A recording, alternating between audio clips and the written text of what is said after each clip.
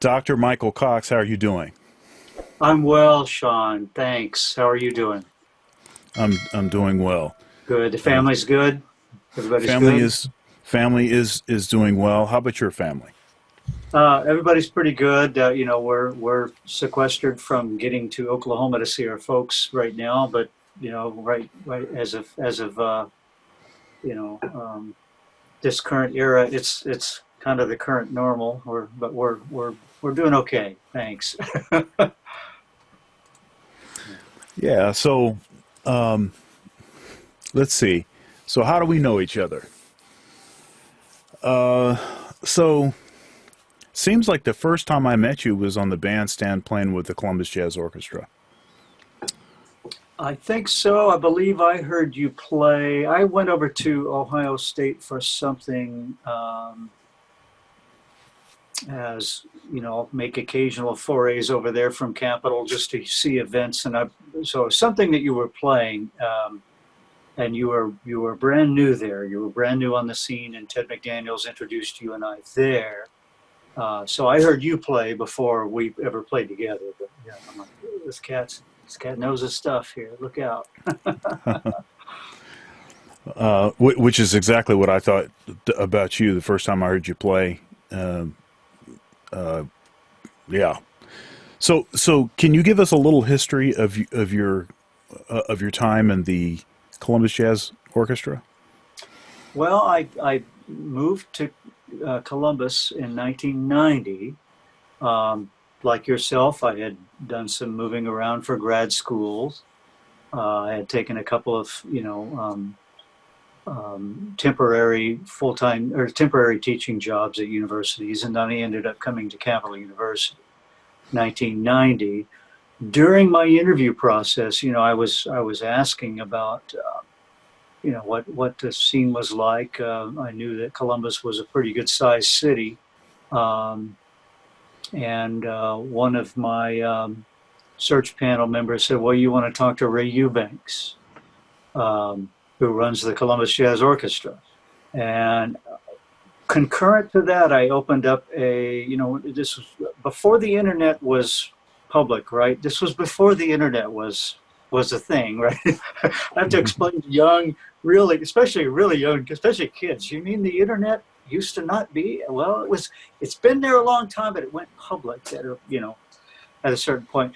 Anyway, if you were researching a city, you would do something like use AAA travel guides. So I opened up this AAA travel guide, started reading about Columbus, Ohio, and the beginning of the second paragraph describing Columbus, Ohio, said something to the effect of, a rich and lively arts scene, including groups like the Jazz Arts Group of Columbus, comma, the Columbus Symphony, comma, ballet. So the second paragraph led off with a comment about this something called the Jazz Arts Group of Columbus, which at that Yeah. point was still the name of the big band. Now it's the name of the whole organization. So without attempting to tell the whole history of the organization, basically uh, I got on the phone with Ray Eubanks and asked him about his band, and he said, "Oh yeah, I've got great guys. I've got a lead tenor player who sounds like a combination of Sonny Stitt and Paul Gonzalez, and I've got a So he was really talking a lot about the band. So of course I said, hey, if I end up there, I'd sure love to do some playing sometime. Um, and so as it turns out, I subbed for the first couple of years I was in town. I would sub, usually on second tenor, um, which I think in those days was Byron Rooker's chair. I think I even subbed on Barry once.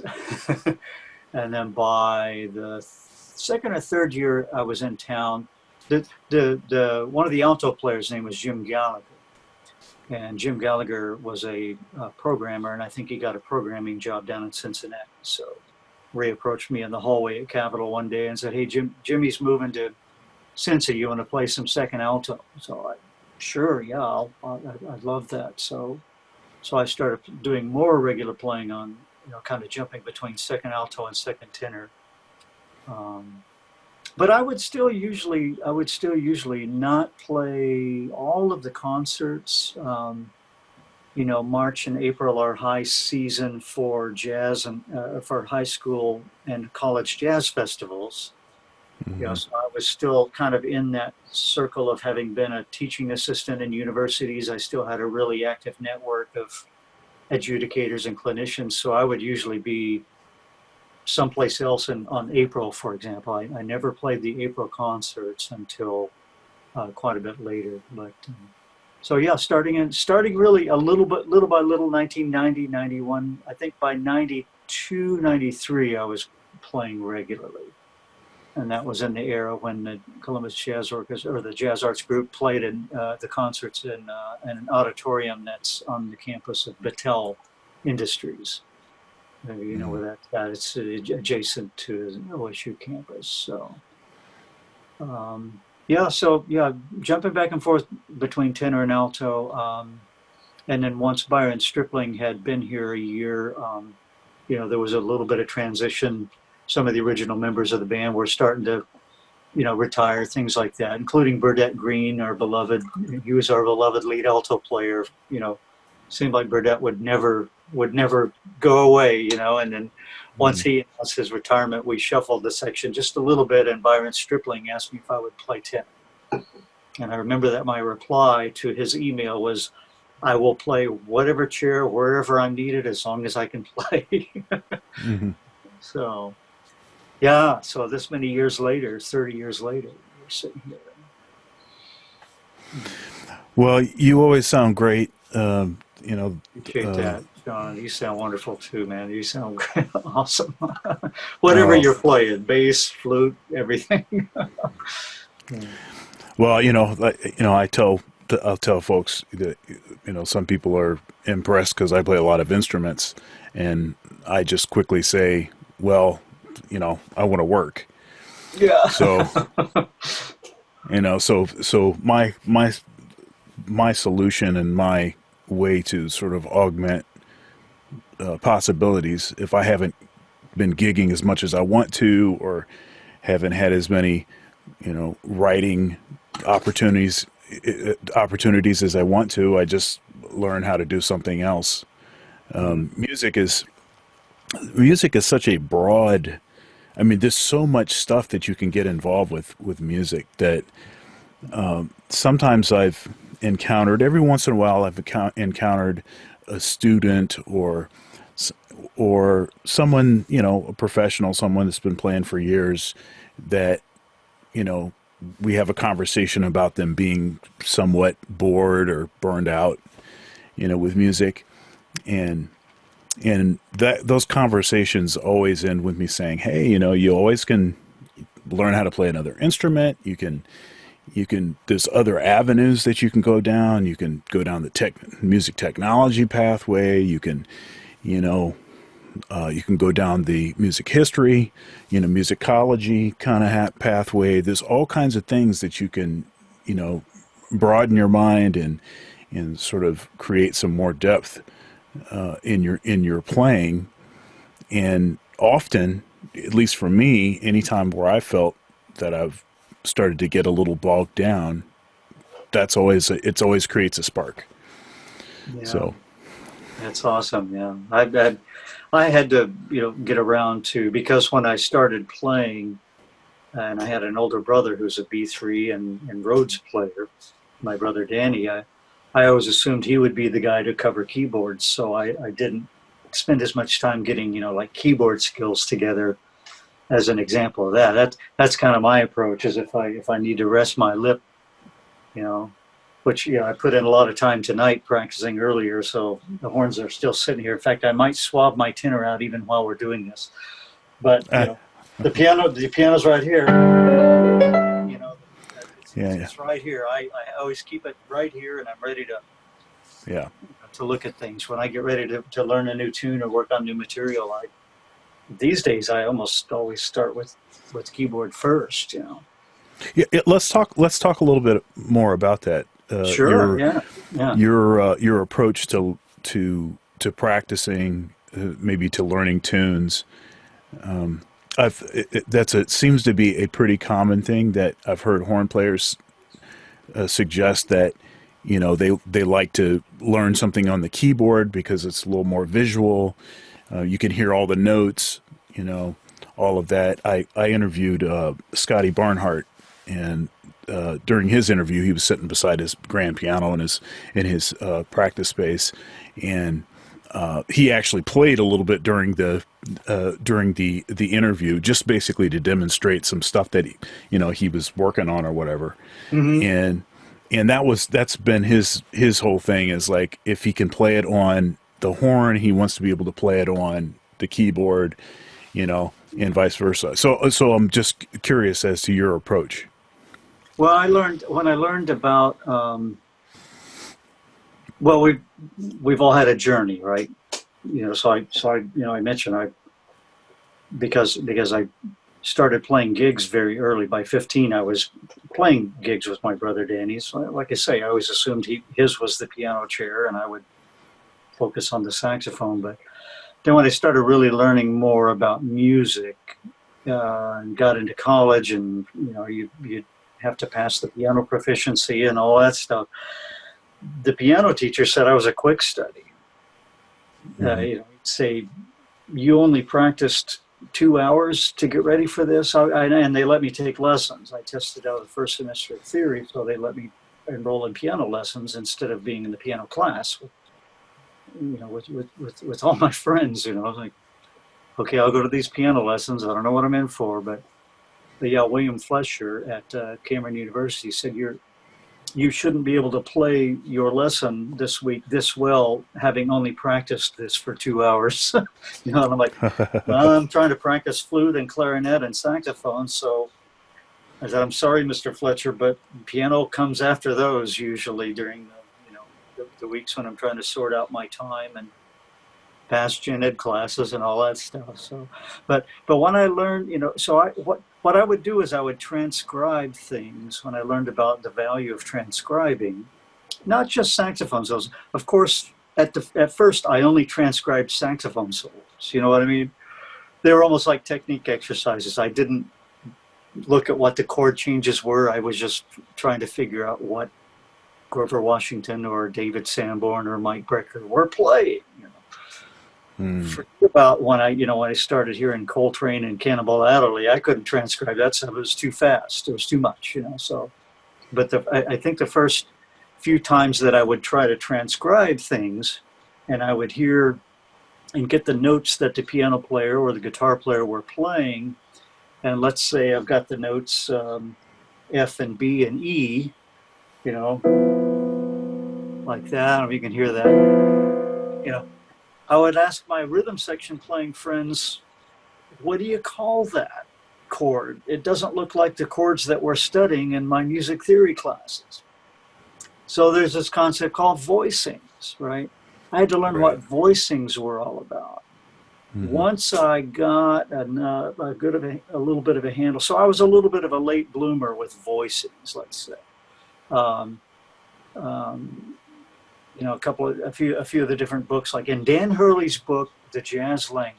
I don't know if you're familiar with that particular jazz theory book. It's not really a lot to it. It's 70 or 80 pages. Um, Once I used that book to teach a jazz theory class for the first time, I kind of looked at like this. There's 2.5 pages in like one chapter there, like chapter 7 or 8. It's fairly late in the book. You've already learned the modes of the major scale, the modes of the harmonic minor and melodic minor scales.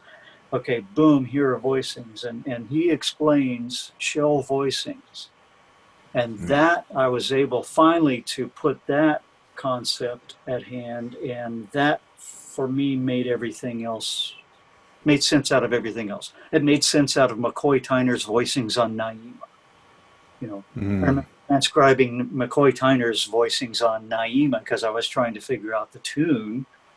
And I'm like, why is he playing a G against an A flat and then there's a D in the chord? What does that have to do with, F? But, Right. Right. or B flat, like what? So finally, when I realized the almost the chicanery, almost the trickery of voicings, a lot of stuff in my saxophone playing opened up. I just went, oh, okay. Yeah. That a G13 chord will represent a sound, a concept of a sound versus root third, fifth, 7, 9, 11, 13, so that was important to me to realize what that process was. It's a selection process. It has to do as much with color as it does theory. So I really had to do that. I had to do that with a lot of my processes. I had to kind of go through a really basic concept of what something was, and then slowly emerge into the, okay, here's the stuff that's between the lines, let's say, in terms of the jazz language, let's say. The jazz language, to me, once I unlocked voicings, everything, R&B, funk, all of it made more sense to me after that. So yeah, that was really important to me. Yeah. I haven't spent a ton of time with guitar, like when for me playing guitar means, like cowboy chords, what one of my teachers used to call cowboy chords, and 1-4-5 stuff like that. I play acoustic guitar and strum it for fun, for relaxation sometimes, if I want to kind of play along with a Woody Guthrie tune or something like that. So what is that old saying, all you need is 3 chords and the truth? That's right. so many rock guys. Yeah, that's the thing, right? Could be true for jazz too, though. Certain kinds of jazz, but you'll voice those 3 chords 1,000 different ways, right? Right. We know all of those jokes, right? So, guitar, okay. So first of all, you were telling me this story about, I don't know if it was your master's or if it was your doctorate, where you had to learn all the rhythm section instruments. Oh yeah, in the jazz pedagogy degree at Northern Colorado. Yeah. Can you talk about that a little bit? Yeah. Well, I don't know how many music education people would be watching this video, but in music education program, you've got methods courses. We call them methods courses. You're going to be a music educator. Maybe your specific instrument is trumpet, but you're going to need to show the clarinet players and the flute players in your band, your young players, how to get around on the instrument a little bit. So when you go through a music education program, you learn, the classic model is brass methods, woodwind methods, percussion methods, string methods. And so in most of the programs, at least a couple of the programs I went through, on the undergraduate level, at least, you didn't have a methods course for playing rhythm section, like rhythm section techniques. So that kind of bypassed me in undergraduate, and to some degree in the master's degree program I was in. So yeah, I get into that doctorate degree program, and Gene Aiken says, so play me some piano. And I sit down and I play a few things. He said, oh man, you got to work on your voicings. Oh, okay, I gotcha. And so yeah, it was at that point we were still on quarters, so you had 10 weeks to cover bass and drums and guitar and jazz keyboard, and also learning how to do things like set up a sound system if there were guys and gals in the class that didn't happen to know how to do that. We're talking about the 1980s. Here it is, the 1980s. How many of you guys don't know how to set up a PA? Show of hands here. Everybody's looking at each other like, but well, it's going to be part of the final. So here's an XLR chord. Here's a chord. So every aspect of playing music in a modern world. So that was a good experience for me too. I spent just enough time on each one of those instruments to figure out, I'm never going to be able to practice bass enough to get, to that point. So yeah, I've already bought and played with and sold a bass in my lifetime. Well, it sounds like my experience with acoustic bass. Uh-huh. Where I I bought a nice instrument. It was one of these. It was like it was a full scale length, but Oh, it was like a quarter size body, and okay. it was interesting. It was like you could take the neck off the body with there was like a screw mechanism, but it was a Mhm. great sounding instrument, and I had some work done to it to make the action beautiful and everything. And Mhm. I learned all of my major scales, 2 octaves with the right fingerings, and then I said I should probably sell this. Yeah, that was That kind of was my experience with electric. Now playing in bands, playing in gigs, rock, pop, commercial music. There had been a few times when the bass player would just say, "Hey, Michael, I'm going to play keys on this here," not in the yeah, middle of a gig, but like in a rehearsal. Like, so right. so when we play the Tom Petty tune, all you need to play, Michael, is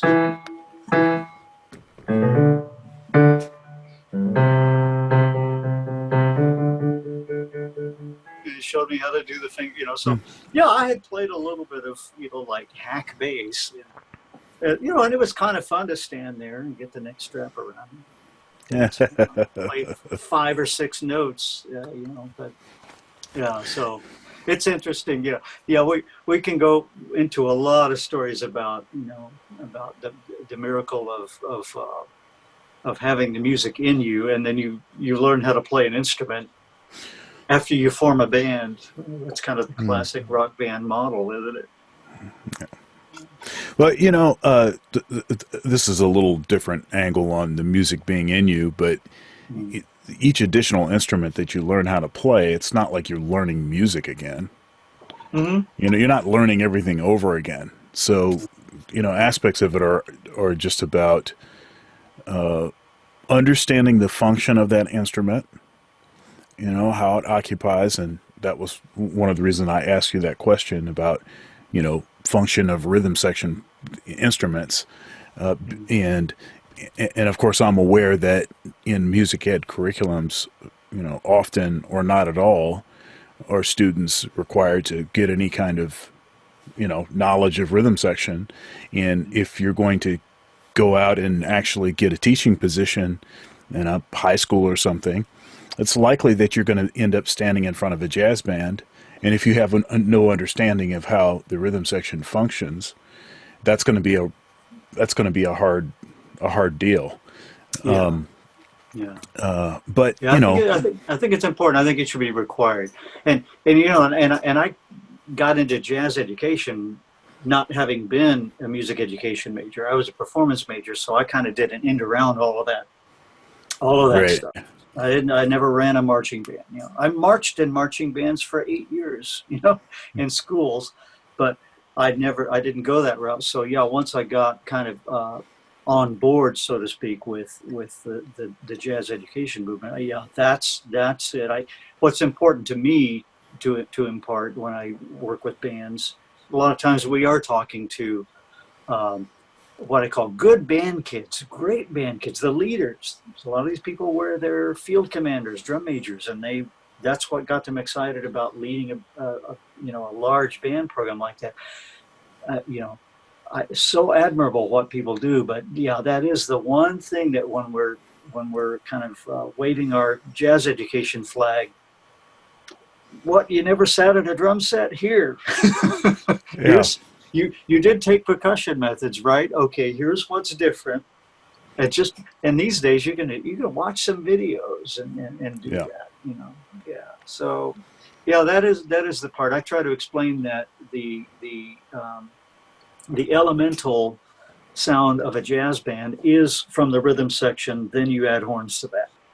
It's not yes, really, I mean, a lot of people arguably say that a big band is a one on a stand chamber wind ensemble with a rhythm section. But really, when you look at how the music really developed, it comes from the rhythm section, you know, yeah.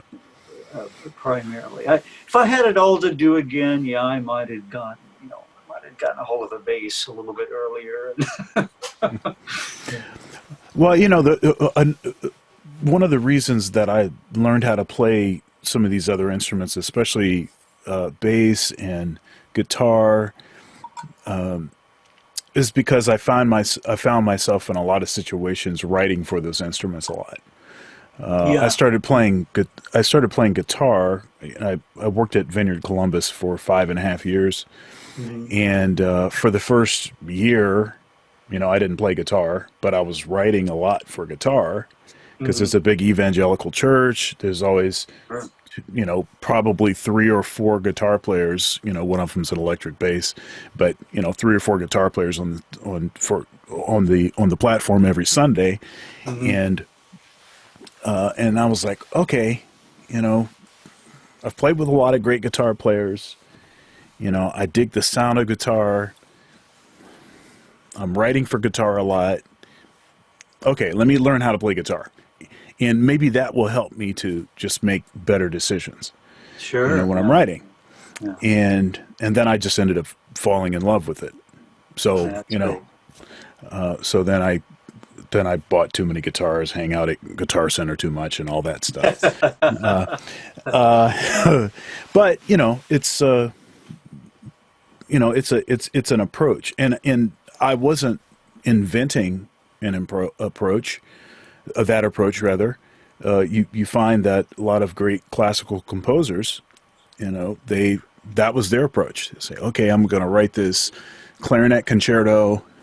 I better start learning how to play good clarinet. Maybe I'll go get some lessons with someone, to figure it out. I mean, it's a pretty common story that you hear, and Mhm. you'd have to have that kind of knowledge to be able to, write, some of that great music that just seems like it's so hand in glove with the instrument, you know. Yeah, or have an extraordinarily rich repartee with somebody who plays that instrument who you might be Oh yeah, writing yeah, right, your right. concerto for. And I think that what from what I've heard, that's often a process too, right?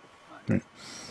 Yeah, but yeah, it's interesting. Now I still enjoy learning other instruments too. I just, I have, a Native American flute that was given to me as a Mm. gift, and I love playing that. It's a 6-hole cedar flute made by the son of one of the main historical flute makers who kind of repopularized that. I've got a penny whistle that was a souvenir from Ireland, and I like playing those tunes. I don't know a ton of those tunes, but yeah, it's a process. Rocky Reuter, one of our composers at Capitol, who's recently retired, but he got around to writing a concerto for me to play, and we premiered it at Capitol. It's not one we've trotted around very much, but I'm looking at the solo part, and it gets towards the end, and it says ocarina. Now in this Mm. concerto, I was already playing all four: Barry, soprano, alto, tenor, and Barry. In fact, we needed 2 Barry saxes to do the performance. He wanted offstage Barry, um, noise-based stuff, so we had a microphone. We had a Barry sax off stage with a microphone in front of it. But this whole time I'm sorting out the reeds and making sure everything works. And then I've got an ocarina in my pocket to play at the very end. I didn't know how to play ocarina. He thought I did. I didn't. So it wasn't a demanding part, but it was. I probably ended up spending just as much time learning how to play ocarina as I did woodshedding all the incredibly difficult Mm. parts for the other instruments and playing, like at one point you're playing alto and tenor at the same time. And I was like, so I spent more time working on double saxophone and ocarina in order to play this concerto, which had, like enormous amounts of altissimo and multiphonics, all kinds of crazy stuff. You live in that world partially too, of classical saxophone, especially contemporary, um, concert and recital saxophone. It's an entire world of, you know, practicing, you know, to I trust that you've enjoyed the video so far. Please subscribe, comment, share, like, And also, you can go over to my Patreon. The link is in the description if you'd like to further support. Thank you. Now back to the video.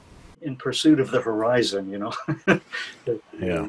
No limit to how good you can get on that stuff. There's so incredible saxophonists in that world who are commercially unknown. You know. So I wanted to ask you about your classical playing. You know, obviously, you know, we opened up talking about the Columbus Jazz Orchestra Sure, yeah. and jazz and everything, but you're Hopefully, also we're not losing too many people in our meanderings here, but yeah. but you're also a fine classical player and have a lot of you know experience doing that. Uh, one thing I one thing I wanted to lean in on a little bit is just this idea of playing both sides of the instrument, playing them very well, and how do you feel that they sort of complement each other? Um, the practical part for me of again, we've all got a journey. In fact, we had a theme going at Capitol several years ago. It was like, what's your story? Like part of my story is the story of arriving, you know, in the band room and having the band director say, hey, I want you to audition for all state band, and here's the music, and it's a Fairling etude, you Mm. know.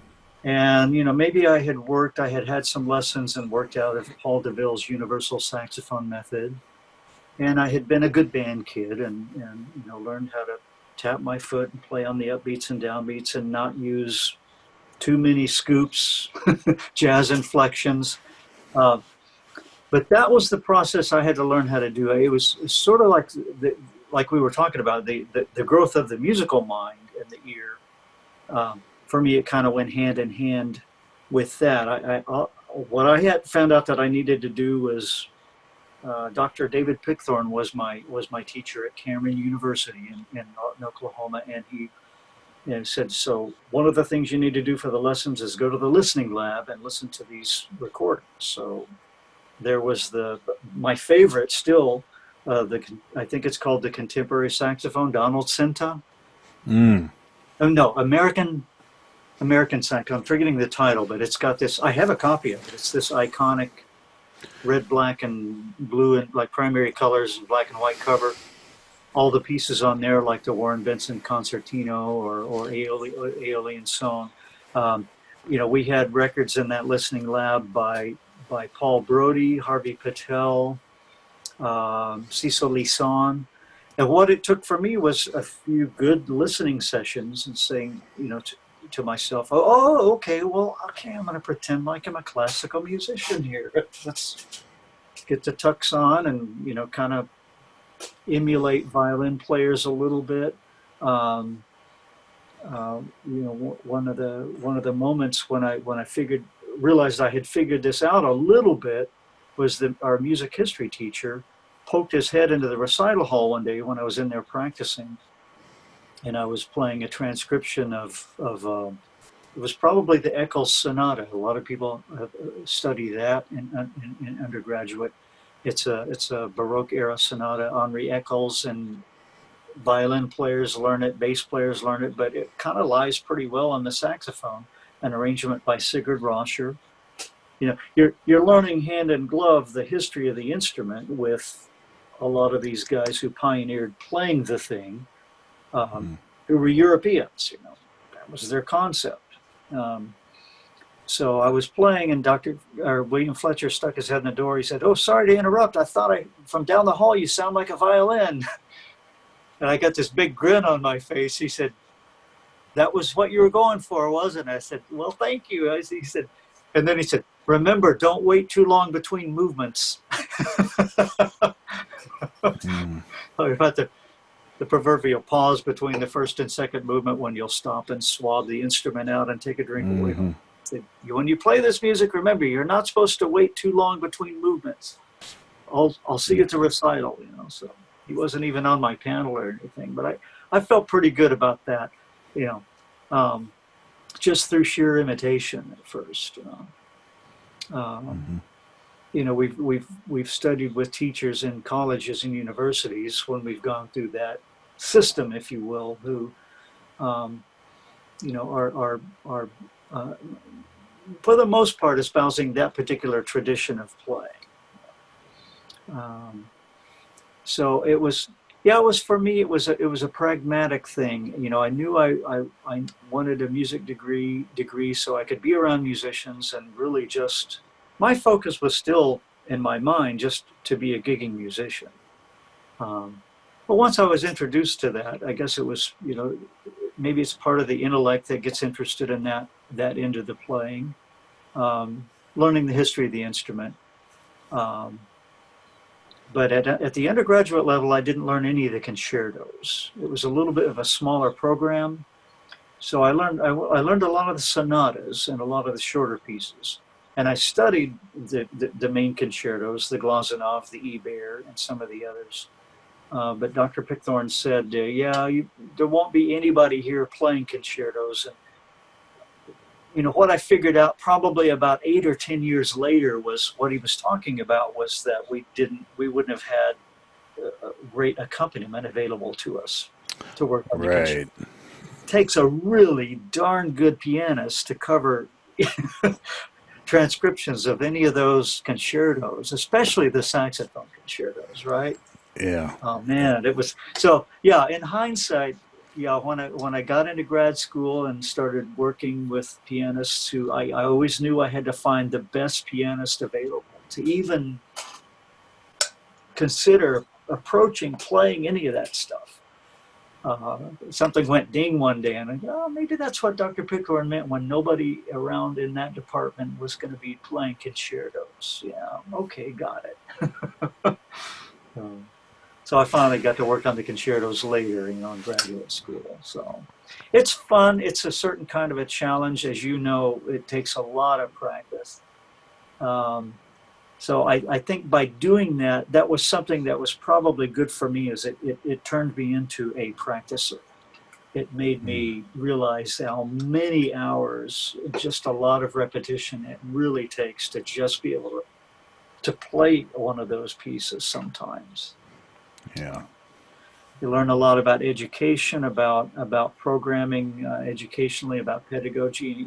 You don't throw the Glazunov concerto at your fifth grade saxophone player, right? Just like you don't give your fifth graders, um, the GED or the ACT test for them to get out of Mm. elementary school. You don't start studying classical saxophone, by taking on the Glazunov concerto. Let's get some of these shorter, easier pieces done first. Mm. And that's. I think I had a pretty fortunate path with that, by having somebody look at me and say, "Yeah, you can study the concertos. You won't be performing them yet."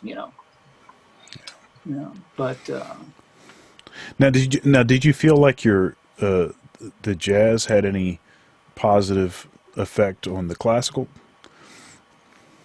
yeah, sure, I think so. There's a story that I've got too with learning how to play jazz, and I mentioned my brother who got me into playing gigs, but there was also a figure in my hometown named Jim Ed Stewart, um, who was a guy who had been around, as far as anybody knew, had been around forever.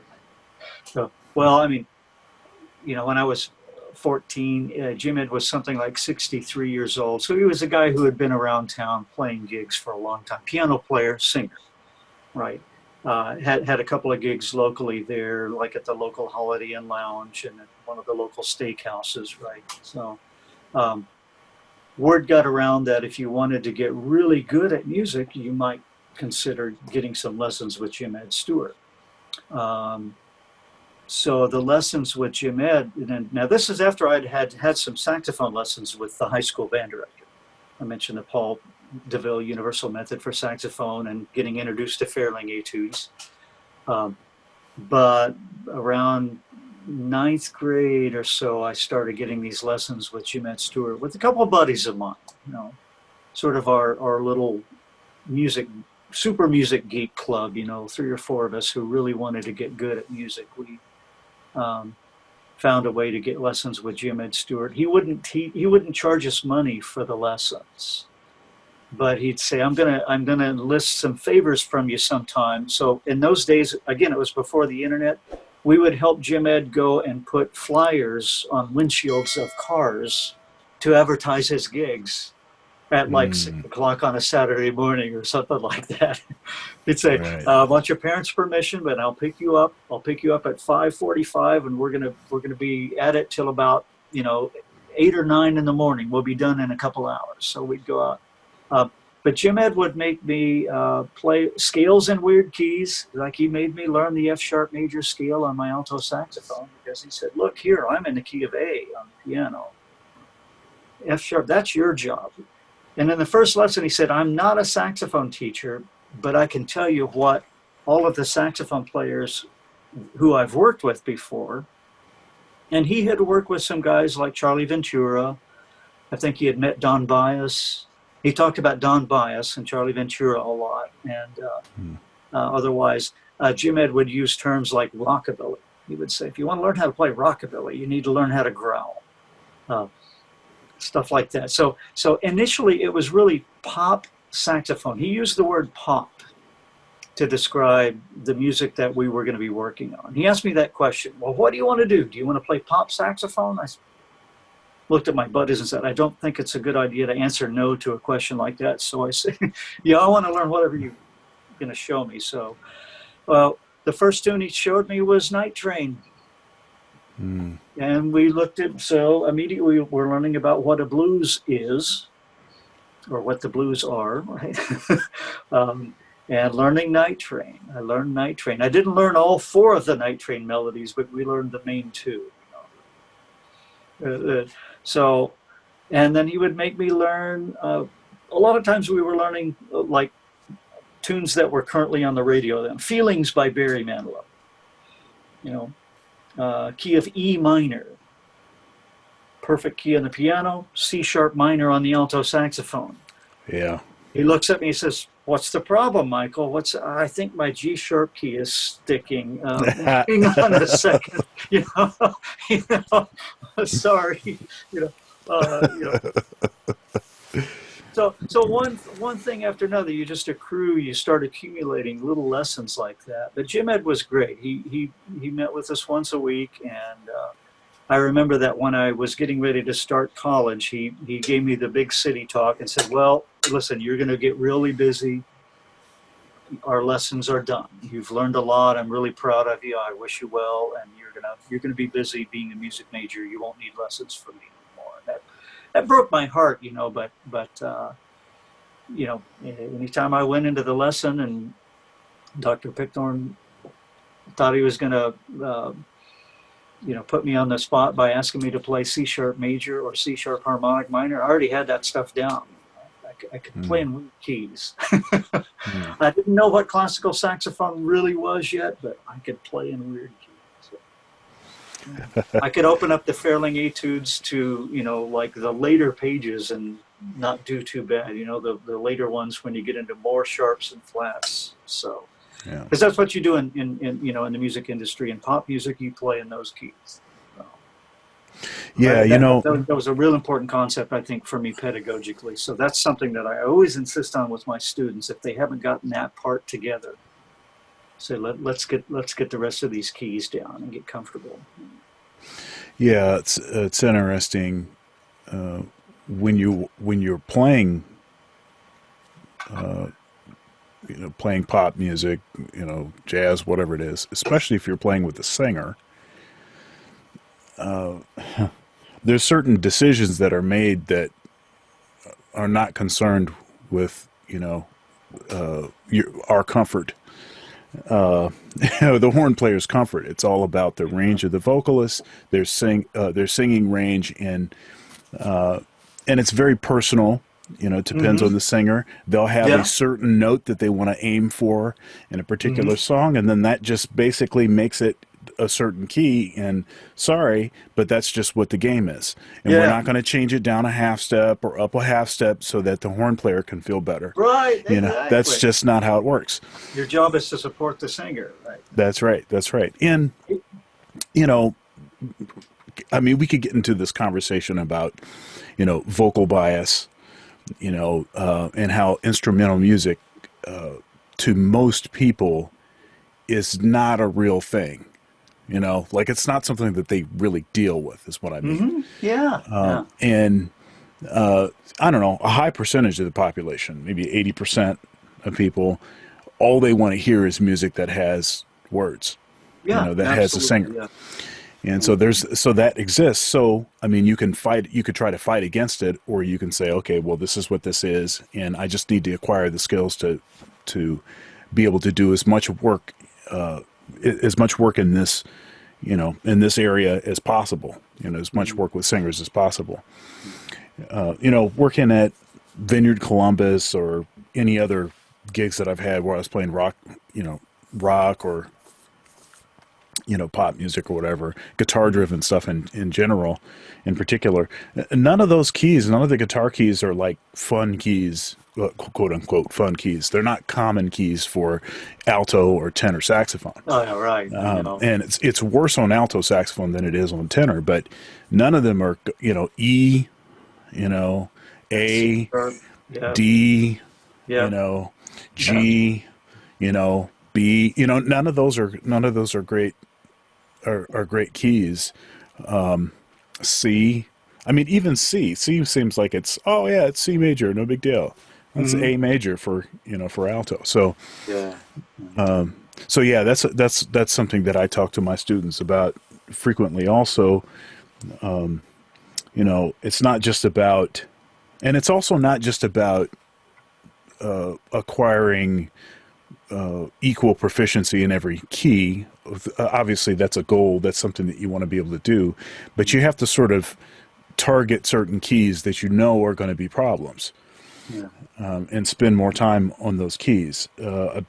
Common mistake that I feel like students make is that you start practicing something in a comfortable key, and you situate it so that if you practice it in the circle of fourths, you'll be in a lot of comfortable keys for a long time, and then all of a sudden Right. you end up with all of the dark side of the moon, Yeah. going around the dark Yeah. side of the moon, and by the time you get to that point, you start to dial out, you stop really focusing and paying close attention to what's going on, and then you start getting frustrated, and so what you have to do is you have to start in the keys that aren't going to be good keys for you, Yeah. and then back into the ones that are not going to be as challenging. But that's it's not intuitively obvious, or maybe it is, but we just don't want to do it because it's hard or Well, something. the lesson that I got from that, is those classic country tunes, country western, where you're playing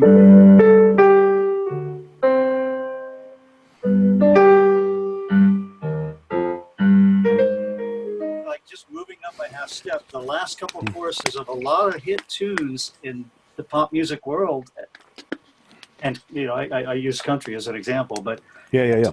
it is just that. Okay, we've gone na na na na na na na for the 100th time. Mm-hmm. It's time to do something else. Hey, let's take it up a half step. Yeah. Boom, Yeah. and then you got all of a sudden so yeah, I encourage students to work in a chromatic sequence. That way you deal with C, then immediately you need to deal with D flat / C sharp. You immediately Yeah. And then what's the next one after that? D, not so bad. Okay, cool. Okay, let's deal with two sharps. Now it's E flat, 3 flats. Okay, now. So yeah, I encourage everybody to work chromatically in this sequence. You know what? Going back to Jim Ed, if you don't mind for a second, the story that Sure. I wanted to tell and to follow up, we were talking about the duality between studying classical saxophone and jazz, right? Yes. But for me, the lesson that occurred in my lessons with Jim Ed were working on pop saxophone. Again, sometimes he was teaching me really old tunes too. He taught me Rockin' Chair, which was like thing that Louis Armstrong and Bing Crosby sang together. Sometimes it was, I got to one of my lessons. I said, well, my band director wants us to do a solo at solo and ensemble contest. And I guess it's supposed to be classical. He says, have you heard of Al Galladoro? And Al Galladoro is a saxophone virtuoso. He was on the Paul Whiteman Orchestra. Are you familiar with Al Galladoro? Not as much. He had this famous version of a piece by a composer named Monti called, and it's one of those titles. There are a lot of tunes called Chardas.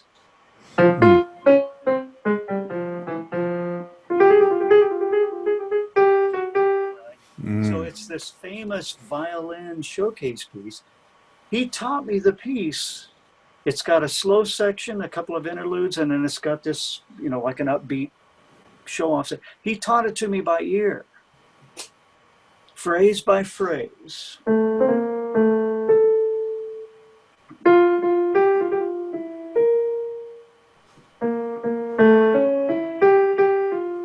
Right, that repeat. He taught me this whole thing by ear, and so this only after I had learned maybe 15 or 20 tunes by ear. We always learned the tunes by ear, by the way. There were no fake books in that room. Everything was, this guy was one of those guys that knew 1,000 tunes probably. Taught it to me by ear. We get a little bit closer at hand to the contest date, and we're playing it, and he's literally just being my accompanist, just improvising, right? He's just playing,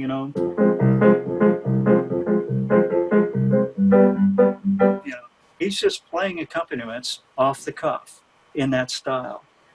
I got to our lesson. I said, we are supposed to have a copy of the music for the judge. He goes, oh, well, I won't tell you what he said. Jim Ed was also one of the first figures in my life. Growing up in the Bible Belt, he was the first adult that I was around who cussed so freely that you would be embarrassed. So he says, oh, darn. Right. And he goes over to his shelf. He starts shuffling around. He had classical fake books or operatic fake books. He had fake books with these. So he photocopied a 2-page lead sheet and chord changes of that piece. That's what we gave the judge. This was in an era before it was this, like, you have to have an original purchased copy.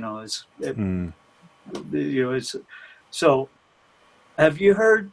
So we did the contest. Jim Ed went and played for me. And the first thing the judge asked me was, how did you learn this? Because he's looking at a concert pitch lead sheet and chord changes. And I said, well, my teacher here taught it to me by ear. He said, I don't remember what his reply was, but the rating I got was a 1+. Ever seen a 1+ rating? I remember going, you wait around in the hallway for the scores to come out when you do contests. At least that's what we used to do. I remember there was a flute player who got a 1+ and I got a 1+, and there were a bunch of 1s, and a few people get 2s and are really disappointed with that. You won't get a 3 unless you're really terrible, right? You didn't practice at all. Sorry, you get a 3. But that's a lesson for me in the value of learning by ear. By the time I played and studied one of those concertos and was trying to memorize it, I had to go full circle. I had to go like, I'm trying to memorize the Glazunov or the Eber or, a couple of other concertos. I mentally, it allowed me to go back to that room with Jim Ed where he's teaching me note by note this, it's a 5-minute classical au revoir. It's kind of a fun showpiece, but. So I try to use that a little bit in my teaching too. I try to get students to memorize short passages, or maybe occasionally I'll even just start teaching a student a classical melody. Let's learn this by ear. And maybe we won't do a lot. Maybe we'll do a phrase or 8 or 10 bars or something like that. I try to use that as a really is one of my regular teaching tools. But again, that's kind of a bridge between what we're talking about in the pop music world and the Hmm. jazz world and the classical world. It's a crossover technique that I don't think gets utilized probably enough. You know. So we kind of started in the middle, and we're kind of going different directions. I I do hope want to. that's all right. Oh no, that's great. That's great. I do want to ask you about growing up and when you knew that music was what you wanted to do. Maybe if you can maybe talk about some of the music and stuff that was happening in your house when you were growing up. Yeah, And yeah, I love that. I've been watching some of your other interviews, by the way, and I love this thing you're doing. This is incredible. So I'm honored to be involved with this. Um, so I love that question because like I say, we all have a story. So growing up, I mostly heard the same music that everybody else was hearing on the radio. Um, I think I heard Antonio Hart say that when I was watching the interview with him last night. So for me, that was a fair amount of country music. My mother used to watch a show called Gospel Jubilee, and mm, mentioned church. My mother had me in church on a regular basis for as long as the stretches of period that she could get away with it until I eventually rebelled, like a lot of teenagers will.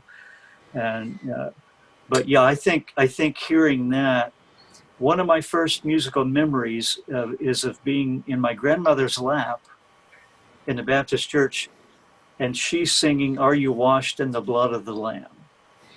I don't know if you mm, know him or not, but I've used it to demonstrate swing eighth notes because the words "Are you washed? Are you washed?" And when you see it on the page, it's eighth notes, and you don't sing "Are you washed?" Are you what? Like band kids, we learn how to play even eight. I say "Are you washed?" That's there's two swing eighth notes and a quarter note right there. yeah, yeah, So, yeah. and that's one of the first memories I have. My grandmother was a church organist, and so having like six kids, I think three of her daughters ended up being church organists or pianists, including my mother.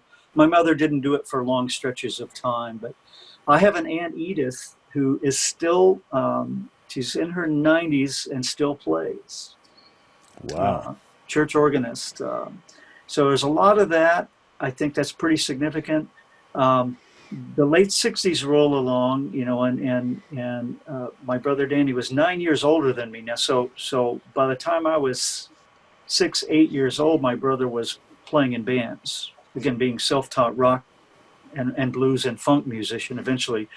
Um, by the time I got to the point where Danny was insisting that I come out and join the band, we were calling it funk. All right. The word disco had not even taken hold yet, and we were playing funk, right? We were playing James Hmm. Brown tunes, Earth, Wind, and Fire whenever we could, when they weren't too hard for us. Um, but I got into it a lot by the informal side of just hearing it. I joined the band program in sixth grade, like a lot of kids would. And again, I learned how to read off of those little marching band parts, the small ones, and how to be a good band kid. But one day, my brother literally came into my room when I was practicing something like probably Stars and Stripes or something like that. He said, "You need to get out here and jam with the guys. Come on." I said, "I don't know how to do." By that point, I think maybe I was in junior high stage band, which we Mm. called it. We called it stage band. Um, So I just said, I won't know what to do. He said, the guys will show you what to do. So there were horn players that he had out in the garage. Um, and they did. They said, here, Michael, try this note, a trumpet player and a trombone player. So I couldn't I didn't have somebody's fingers I could look at to get the right notes. So I had to use my ear. Mm. Yeah. And Roger Schrader was the trumpet player, and a guy named Red Osborne was the trombone player. So I became part of a three horn section. You know. When I was 14, 15, so that's another way that I learned, when you learn all those parts and you're in a garage band, somebody would put the record on and we would all listen and try to find our parts quietly while the record played, right? 2, 3, 4 passes. Who needs to hear it again? Okay, good. All right. You ready to try it? And the horn players might have been working out who got which note. Maybe not. Sometimes we just took a stab at it. There are a lot of experiences, I think, that are fairly common between that and other kinds of informal horn, like singing in choirs, where maybe you learn the harmonies, not from what you're reading on the hymnal, but just by ear, trial and error. So the ear was a really big, important part of that, I think. I came along really late in the house too. I was 9 years old, 9 years younger than the youngest of 3 older siblings, right? So my 2 brothers and sister were pretty normally spaced, 1, 2, or 3 years apart, and then I came along 9 years after the youngest. So I heard a fair amount of stuff just from the youngest of those 3. And again, he was a garage band musician when he was in high school, and then played. He went out on the road, when I was probably about 11 or 12. And my brother Danny was one of those guys who played in Holiday Inn lounges regularly, like 5 nights a week or something like that. If you ever know anybody who's seeing the Blues Brothers movie for the first time, and Jake and Elwood are going to find the rest of the band. They found Lou and guitar. They found a couple of guys in the diner that's owned by Aretha Franklin, right? They find the rest of the band in a lounge where everything is red and they're playing to nobody. My brother was one of those. He paid his dues. When he got back off the road, I said, "Where all did you play?" He said, "Probably every Holiday Inn between Vegas and Bremerton, Washington." And this was a revisitation later. I've clarified this with him. Later, I clarified with him. I said, "Why did you say Bremerton and not like Seattle or Tacoma?" He said, "Because we went they went into Portland. No, they went into Seattle, I think, and heard Herbie Hancock and the Headhunters live like 2 or 3 nights in a row. And that's the night they all decided they didn't deserve to call themselves musicians anymore." Some self-defacing thing like that. But he said, but they partied with these guys. They like smoked pot and drank with them and it was some of the guys and some of the other people who were just kind of hangers on. He said, "We got a bunch of pictures." It was before the era of cell phones and selfies. He said, "But we got a bunch of pictures from those sessions, where we were just hanging out with Paul Jackson and Benny Maupin and Mike Clark, and we were all, having a great time." He said somewhere in Montana on their way back, they were stopped by highway patrolmen who were giving them a hard time because they had long hair and were musicians in a band or in a van that probably smelled like pot. He said they ended up taking the camera, searching the cameras for pot, and took the cameras apart and ruined all the film. They ruined all those pictures that they had of not just that, but a lot of their memories of the road that were just kind of on some rolls of film that they had. Cops. That they had an encounter with bad cops somewhere in Montana, someplace. But yeah, so he had a lot of stories from the road, and I remember talking to him on the phone.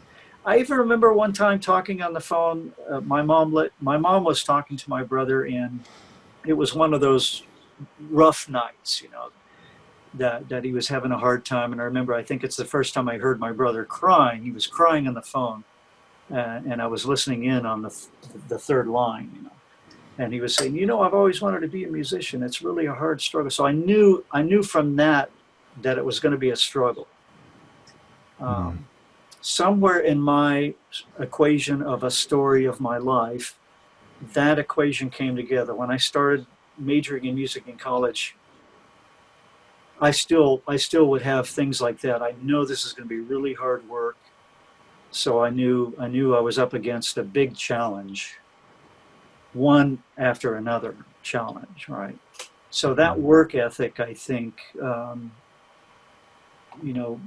I think that's where that developed. I think that's what made me maybe always want to be able to practice. Like I say, I'm reaching back here and taking my mouthpieces off because I've been practicing tonight. There aren't too many days when I don't get at it, at least for a little bit, and you know what that's like. Yeah, At you this know, point, this at my age, I'm trying to maintain some of those things that I was going after when I was in my early 20s, late teens and early 20s. I'm trying to just maintain some of the chops that might have developed in that period. you know, I talk to, often, I talk to people that are on the fence about if they want to do music as a living. Hmm. I know you Well, likely yeah, I have do too. had a lot That's of the what we same. do. Yeah, yeah. Yeah, And we're trying to mentor. I interviewed Byron Stripling, and he uses this sort of story. I guess someone told him this. I don't remember the context exactly, but if there's something else that you like to do, do that. Do that. Yeah. And I know I got It- the quote wrong and everything, and in the way he tells it, it's much more entertaining It's than the it, way that. it's a familiar it's a familiar thing. I'm looking for the word, but yeah, it's a familiar thing. Clark Terry, I think, maybe is sometimes quoted as That's saying, uh, "If there's something else that you know how to do better, do that." yeah, yeah, yeah. And That he did it because he didn't know how to do anything else. So and that's exactly how I feel. I me too. feel Me I too. feel as though I am stuck with music, and Sure. because if I didn't do music, I would be miserable. I would be totally lost. I think about how fortunate I've been to be able to do something for a living that I love so much, Yeah, me too. that I've been so passionate about, and that has literally paid for everything that I own and facilitated every relationship that I have. Yeah. It's been a Yeah. powerful force for good in my life. Me too. Yeah. I think it kept me out of trouble Yeah. younger, um, instilling the discipline, the work ethic, but really the humanizing part of it, um, something I keep riffing on, especially with all the stuff that's going on right now.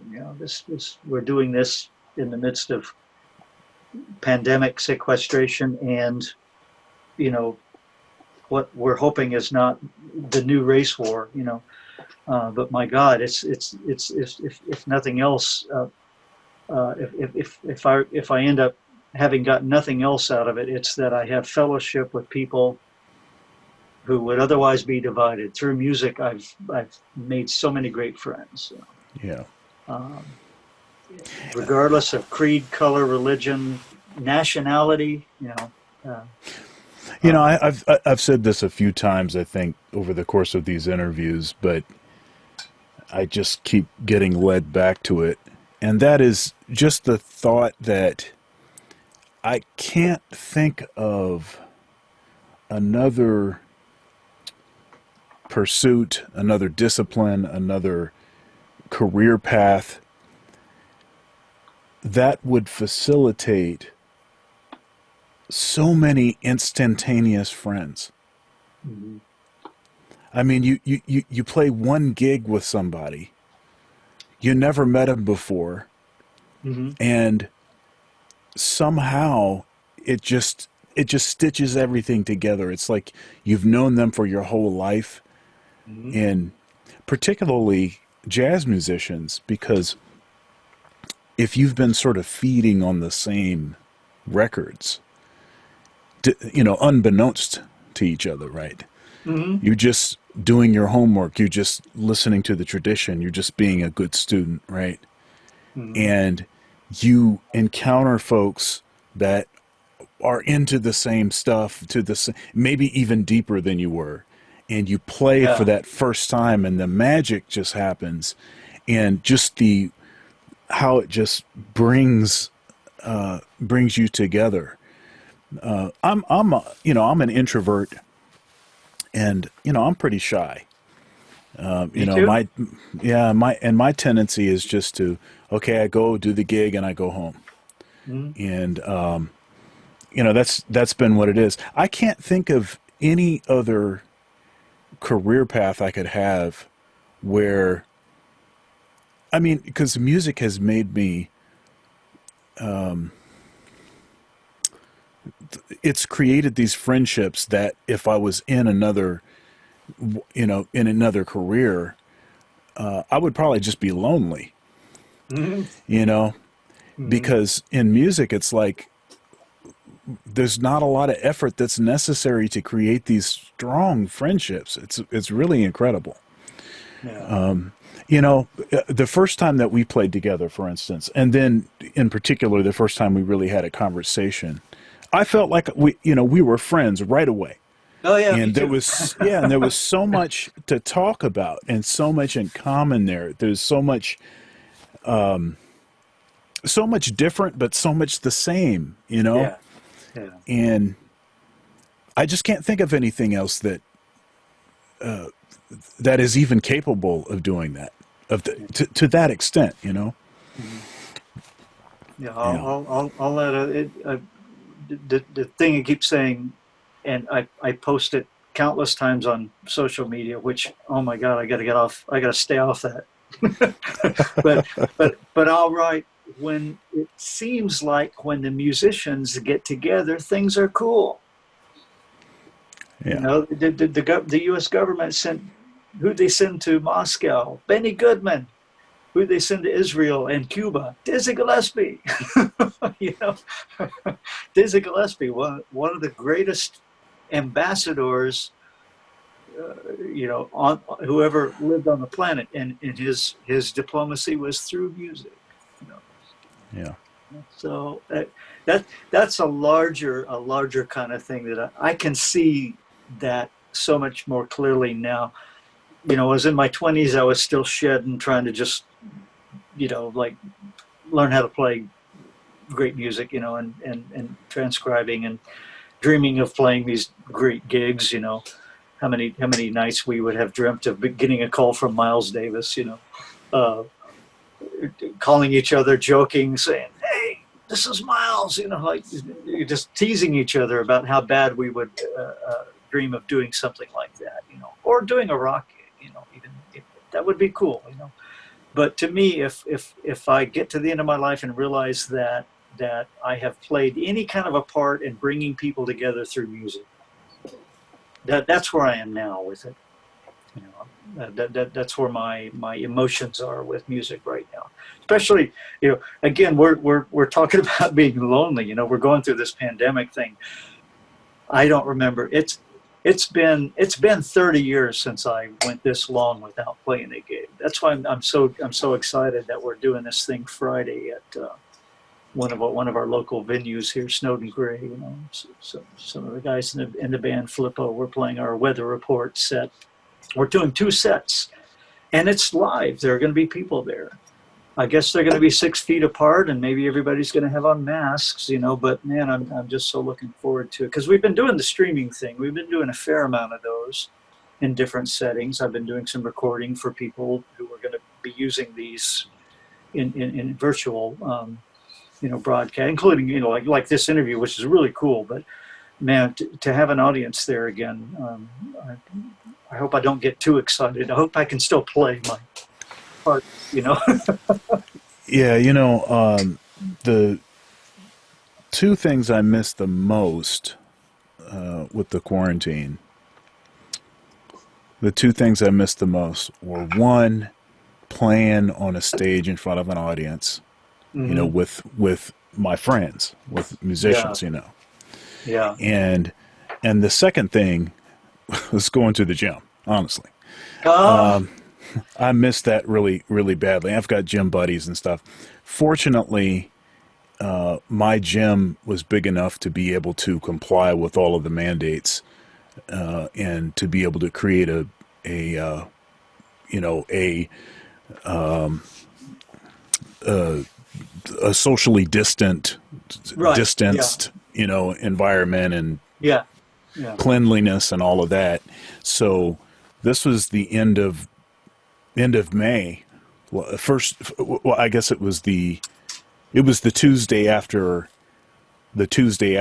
Memorial Day that the Okay. gym opened back in. So Oh, so okay. I'm That's great. so I'm in my fourth week back, in the gym, and that has been, that is just talk about clearing my mind, and it's such a great stress reliever. Music does that too, but Hmm. the gym has been a great stress reliever for me, and it's also an opportunity to do something that is outside of music. Sure. As Yeah. much as I love music, sometimes it's nice to get away from it. Now, one thing I notice about you, speaking of things that are not music related, is sort of your love for football, soccer, we would Football. call it. Can you maybe talk a little bit about that? I would love to. Yeah. Yeah. Uh, Real quick though, we got to the gym for the first time since the COVID quarantine last weekend. Yeah. Our Yeah. place is open now too. So, but yeah, the same thing. That's something my wife and I will do together. I don't go to the gym like you go to the gym, but I do like to work out. I love to work out. I hope that I can keep my body sound so that I can keep playing music for as long as possible. But yeah, Yes. I grew up, growing up in Southwest Oklahoma when I did.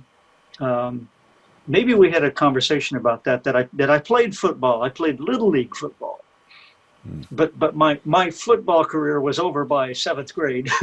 But from fourth to sixth grades, I played little league football. Grew up in Oklahoma, like Ohio, and like Michigan. Uh, Football is part of the religion. It's like a religion. So I grew up being a fan of the Oklahoma Sooners and the Dallas Cowboys, and I used to have little paperback books about the first few Super Bowls. I remember that. I read about the Cleveland Browns and all that. Lifelong football fan. I just, I got to the point when, and then I had nephews who played soccer. That's when soccer started in American schools. Soccer program started, and I guess we're talking like the late '70s at least, mid '70s at least. So I knew who Pele was, and I was kind of interested in that game for various reasons. I became interested in things international. I used to belong to this thing that you could join through elementary school. It was something like an explorers club thing. You'd get these things in the mail, like little wood carvings from Tanzania, or I think one thing I got was a silk cocoon from Japan, and so I had an interest in things international. It was the international element of soccer, I think, that kind of fascinated me, because Pele was such a huge Mm. star. He was recognized as perhaps the world's greatest athlete Hmm. in any sport. At least in my mind, I remember recognizing him for that. Um, so I had a couple of nephews, and probably my niece probably played, one of my nieces at least probably played soccer. My youngest ones. Um, it wasn't a real active interest. I stayed a football fan, baseball, basketball. Those were kind of the three sports, and soccer was this other thing. I was also interested in auto racing. My dad was a mechanic. He didn't work on. I mean, he worked on like dirt track circle race cars. Like you'd spend more time pounding the dents out of them than working on speed, telemetry and stuff like that. Nothing like that. But now my wife and I became crew fans, because you've got this phenomenon of a new league starting, and your city happens to be one that has one of the founding teams. The Yeah. first crew games were in the shoe. Um, we weren't on board yet. We weren't really seeing any of the games early on. Our friend Bob Breithaupt and his family, they went to crew games from the very beginning because he had two girls, and yeah, they were soccer players, right? Um, so in the 2008 season, the crew was doing really well. My wife Rosemary still worked for Huntington. Huntington was still a sponsor of the stadium, Crew Stadium at that point. So we'd occasionally get comp tickets. Mm-hmm. Uh, but that's the season that you had this classic team with Frankie Hedda, Stephen Linhart, uh, um, Guillermo Berschelotto, all these great players. And the team won the Shield, which is best record, and the Cup, which is the championship. They won that year, so we became hooked. Yeah. It was like, I so say. if there's a year besides the beginning, if there's another time to have become an excited crew fan, an excited fan of the Columbus Crew, that was the year 2008. It's kind of a classic year. They had a few really Yeah. pretty good years after that, and they've had some great teams, and then so yeah. And again, that's something that my wife Rosemary and I do together. In the house here, she works from home, and we have this great relationship where we agree that there's a good deal of the time where if one of us isn't saying something to the other one, it's because we're working, or maybe I'm back here checking out music or practicing, or even just reading, and so that's something that we make sure we do, is we have things that we like to do together. She's also a big Formula One racing fan, which I am too. Just That's a pretty cool thing because I know a lot of guys who love cars and their wives, spouses slash girlfriends, whatever, aren't necessarily way into that. Right. Right. But yeah, we have a lot of fun going to crew games. It's again having something that gives you some sort of a diversion from, we're talking about needing to be so obsessive and compulsive with practicing and trying to perfect our musical craft. I think it is healthy to have something like that. I love art. I love film. So that's another thing that we do is we go to the Drexel Theater and watch. Sometimes we just go and watch whatever's going to be playing at 7 or 7:30 on a given Friday or Saturday night. Sometimes if there's not a concert going on, or we'll go on Sunday afternoons, or we'll go on weeknights sometimes. Uh, really, really important to have pursuits. Anything in your life, another one of my adult musical mentors is David Liebman. David Liebman really got me into, kind of reminded me of the idea. I had an interest in art, but in a couple of conversations with David about um, Picasso doing Rembrandt copies. Mm-hmm. He said you went to see this display, and he said, Picasso in his early years, all the great painters, if they wanted to touch the tradition of the past in their craft, they would make contrafact, paintings. They weren't necessarily trying to counterfeit, not trying to make counterfeit paintings, but they were learning.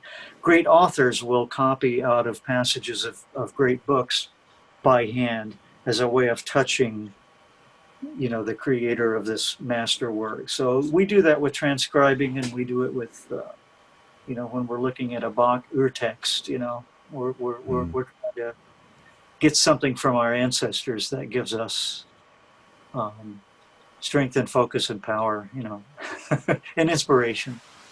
So I think it's important to do all those things. Um, Well, Michael, is there anything else that you want to say? Maybe some final words. well, this has been a lot of fun. I think it's like I say, it's a challenging time right now. I think a lot of my process and journey and joy and challenge with music and with life is sort of this duality of what goes on inside you and then what's going on outside of you. It's important to embrace what you can control, what you can do something about. You should do something about it. It's important to be at peace with also realizing that if there's something larger and you can make a difference, you can make a difference. But I think a lot of us are walking around right now bearing a huge burden. And it's a struggle to challenge trying to impart change in the world for the better. We can't beat ourselves up too much,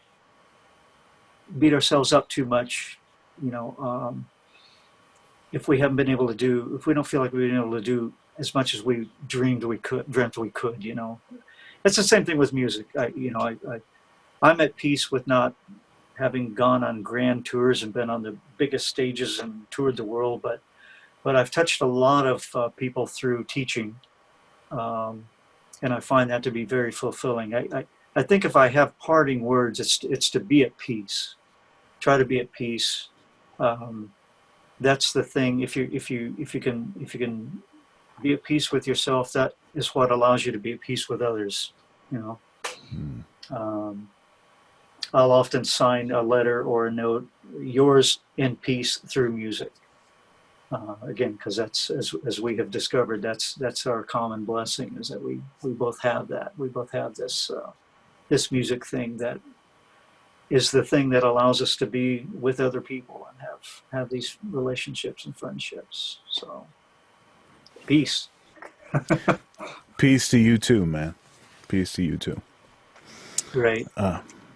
Well, thank you so much for your time and energy, and good luck with your gig coming up on Friday. And Thank you. Yeah. Do you know if they are going to stream that show? I can't imagine that it won't be streamed or recorded, at least. Yeah, because it seems like I've seen a couple concerts there that were streamed. Well, I think Bobby's played there and it was streamed.